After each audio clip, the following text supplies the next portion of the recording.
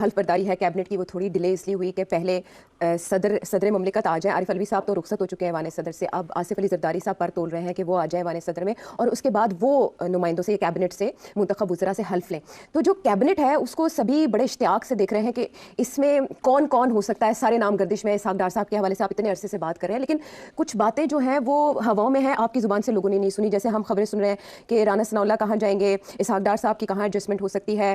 फिर एक ऐसी शख्सियत है जिनके बारे में कहा जा रहा है कि चोपड़ियाँ, वो भी दो दो जगह पर उनकी एंट्री है। तो मुझे ये बताएं, जो कैबिनेट शहबाज शरीफ साहब की बनने जा रही है, इसमें इस्टेब्लिशमेंट का कितना इनपुट हो सकता है? आई न्यू इट कि ये आपने इस्टेब्लिशमेंट को लाना ही लाना किसी न किसी सवाल के अंदर। सोच लो फिर से, इस्टेब्लिशमेंट सिर्फ सवाल में नहीं है, हर जगह है। हाँ ये तो है। इस्टेब्लिशमेंट की इनपुट क्या है जी कैबिनेट में? चलें फिर आज कुछ खरी खरी बातें हो जाएं, क्योंकि हकीकत है ना, हम तो ये नहीं कह रहे क्या अच्छा है और क्या बुरा है। आपने एक सवाल पूछा क्या इनपुट है, मैं आपको इनपुट बता देता हूँ। अब वो अच्छी बात है या बुरी बात है उसके ऊपर मैं कोई नहीं तबसरा करूँगा, बिकॉज वहाँ रेड लाइन आ जाएगी। ठीक है। अच्छा, आपने राना सनाउल्लाह की बात की। मेरा ख्याल है कि एस्टैब्लिशमेंट नहीं चाहती कि राना सनाउल्लाह इंटीरियर में आए, क्योंकि राना सनाउल्लाह जाना वहीं चाह रहे थे। इसीलिए ये सामने रखते हुए अभी तक राना सनाउल्लाह साहब का फैसला नहीं हुआ कि वो प्रोविंस में रहेंगे या इस्लामाबाद जाएंगे, मगर फैसला ये हो गया कि इंटीरियर में नहीं जाएंगे। ये हो गया फैसला? जी ये हो गया ना, क्योंकि अब अगली बात जो आपने कही कि कोई साहब हैं जो दो ओहदे रखना चाहते हैं, चोपड़ियाँ। अब वो चोपड़ियाँ वाले साहब की जो जिक्र आ रहा है, वो मोहसिन नकवी साहब हैं, मेरे बड़े करीबी दोस्त भी हैं। तो मोहसिन नकवी साहब जो है उनके बारे में ये कहा जा रहा है कि वो इंटीरियर में जा रहे हैं। ठीक है, और वो मेरा ख्याल है मोर लेस कन्फर्म्ड है। अब सवाल ये है कि इंटीरियर में जा रहे हैं तो क्या पीसीबी भी रखेंगे कि नहीं। खबर ये है कि वो दोनों रखना चाह रहे हैं, कि वो पीसीबी भी रखना चाह रहे हैं और इंटीरियर भी रखना चाह रहे हैं। चलें आगे बढ़ें।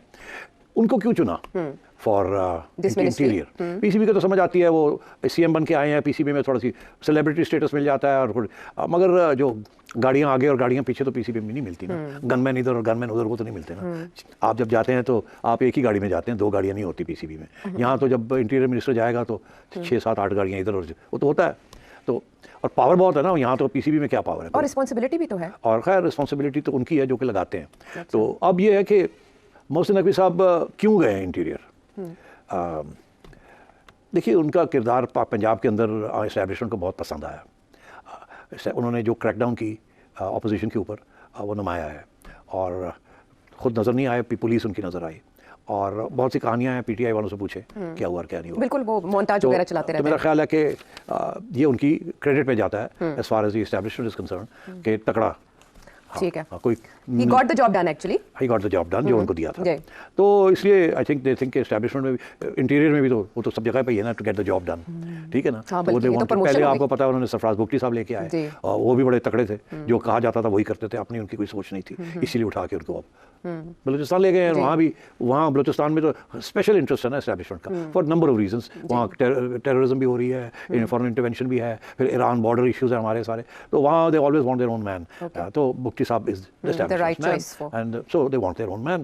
They don't want anybody answering to any of the tribal leaders or politicians. They want their own man जो yes sir करके रिपोर्ट करता है और जो कहा जाता है वो करता है। ठीक है। तो मेरा ख्याल है मोहसिन को भी इसी वजह से इंटीरियर में ले गए कि उनकी कारकर्दगी पंजाब में एस्टैब्लिशमेंट के पॉइंट ऑफ व्यू से बहुत अच्छी रही है। हम लोगों को तो, हम तो उनकी शक्ल देखते रहे ना जब वो स्पीडी गोंजालेस बने हुए थे, इधर गए स्पीडी मोहसिन। जी मोहसिन स्पीड का नाम दिया गया था उन्हें। तो वो मोहसिन स्पीड जो थी वो पुलिस की कार्रवाई में पुलिस की नजर आई, मोहसिन की नजर नहीं आई, पीछे तो वही थे। तो उनकी जो नजर आई है वो हॉस्पिटल जा रहे हैं, फ्लाईओवर्स बना रहे हैं, अंडरपासेस बना रहे हैं, वगैरह वगैरह वगैरह। हाँ, कुछ मंसूबे ऐसे भी थे जो मुकम्मल नहीं हुए लेकिन इफ्तिताह करके गए। तो ये बहुत क्रिटिकल पोस्ट थी, तो इसलिए एस्टैब्लिशमेंट ने चुना बंदा जिसके उन्होंने अपना अभी रिसेंटली डेमोन्स्ट्रेट किया है कि मैं कितना काबिल हूँ हुक्म मानने में, और जो आप काम कहते हैं वो मैं करूँगा, और करके दिखाया। तो इधर वो तो उधर गए। आगे आइए आप, इसहाक डार साहब का केस हमने थोड़ा सा पहले भी डिस्कस किया। फिर डिस्कस करने की ज़रूरत इसलिए है कि अब जो खबर आ रही है वो ये आ रही है कि इसहाक डार साहब को फाइनेंस से रोका गया। उनकी बड़ी ख्वाहिश थी, नवाज शरीफ साहब की भी ख्वाहिश थी, मगर इस्टेब्लिशमेंट नहीं चाहती थी। और तो इसलिए फिर उन्होंने सोचा कि अब क्या कोई इज़्ज़त वाली चीज़ दी जाए जिसमें डार साहब और मियाँ साहब जो है थोड़े से रजामंद हो जाए। तो फिर तो जाहिर है फिर वो फॉरेन ऑफिस ही है, और क्या है, और कुछ तो छोटे मोटे मिनिस्टर्स हैं। फिर ये भी डिस्कस हुआ कि डिप्टी प्राइम मिनिस्टर होने का नहीं, कोई ज़रूरत नहीं, आप इसहाक डार साहब को फॉरेन ऑफिस दे दें।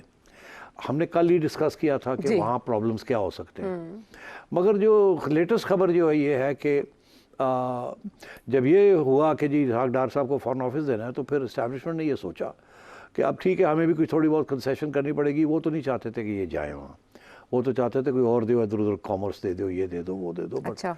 तो मगर फिर वो टू लो पोस्ट। तो फिर उन्होंने क्या किया, आज की खबर ये है कि 2 लोग और जी मिले, अकोमोडेट किए जाएंगे वहाँ। हाँ, मुलाकात भी की है उन्होंने वज़ीर आज़म से। मुलाकात भी की है जी। वो 2 लोग कौन है आयशा? तारिक फातिमी साहब है और जलील अब्बास जिलानी साहब है। अच्छा, अब तारिक फातमी साहब कौन है और जलील अब्बास जिलानी साहब कौन है? तारिक फातमी साहब ओरिजिनली बड़े हार्ड लाइन हॉकिश अच्छा। और नवाज शरीफ के करीबी साथी रहे काफ़ी अरसे से। जी। उनकी एहलिया को नवाज शरीफ साहब ने सीट भी दी हुई थी रिजर्व सीट्स में से, ओके। और बहुत करीब थे वो नवाज शरीफ साहब के। मगर उनकी रेपुटेशन ये थी कि वो नवाज शरीफ साहब की फॉरेन पॉलिसी चलाना चाहते थे, इस्टेब्लिशमेंट की फॉरेन पॉलिसी नहीं चलाना चाहते।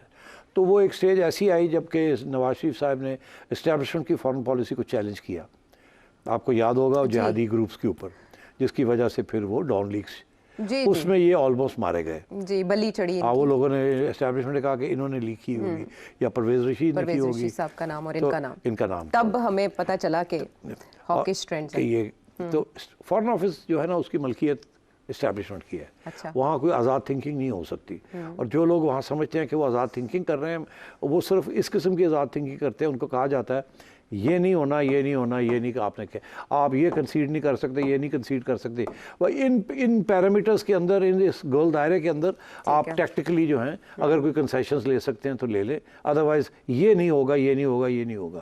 तो उनके पास खास स्कोप नहीं होती डिप्लोमेट्स के पास, तो वो यस सर ही होता है, और वो छोटी मोटी इधर उधर की बातें होती हैं। तो इन्होंने क्या किया कि जलील अब्बास साहब को साथ लगा दिया। अब जलील अब्बास साहब का भी हमने कल जिक्र किया था या परसों किया था या पिछले दफ़ा कि ये क्यों नहीं प्राइम मिनिस्टर बने, और ये बनने जा रहे थे, तो फिर आखिरी वक्त पे इनको नहीं, मेरा ख्याल है उस वक्त भी इस्टेब्लिशमेंट की ये सोच थी कि इनको फॉरेन ऑफिस में ही हम रखेंगे। जिलानी साहब जो हैं बहुत ही नहायत तफीस शख्स, शरीफ आदमी, highly intelligent, but 110% establishment man. ठीक, वो नवाज शरीफ के आदमी नहीं है, शहबाज शरीफ के आदमी नहीं है, रिपोर्ट्स टू दी एस्टेब्लिशमेंट। जैसे कि frankly 90% of people in the foreign office they report to the establishment.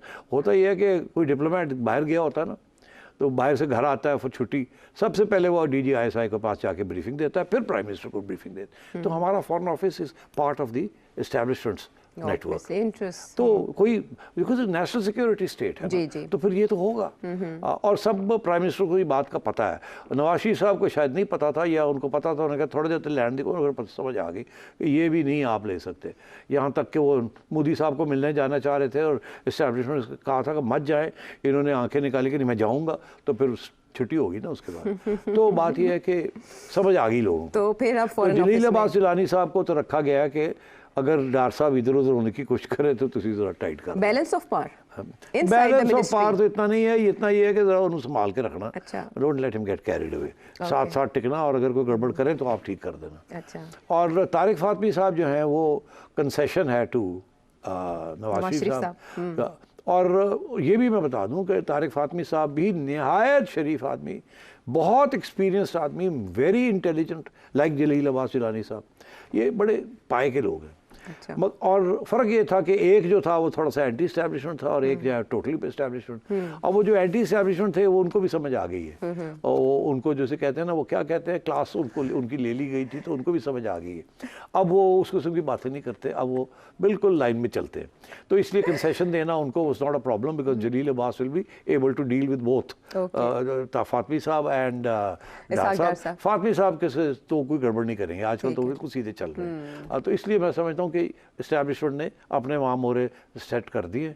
तो आप इनपुट पूरे से, तो ये 3 इनपुट ही है ना, एक स्पेशल असिस्टेंट होगा, एक ये होगा, एक एडवाइज़र है, 3 ये हो गए। राना सनाउल्लाह का एक्सक्लूड कर दिया गया, मोहसिन नकवी इंक्लूड हो गए, ये हो गया। तो अब आगे क्या है? क्या है? आगे आप बताएं, कोई और पूछना चाहते हैं किसी के बारे में? अच्छा, इससे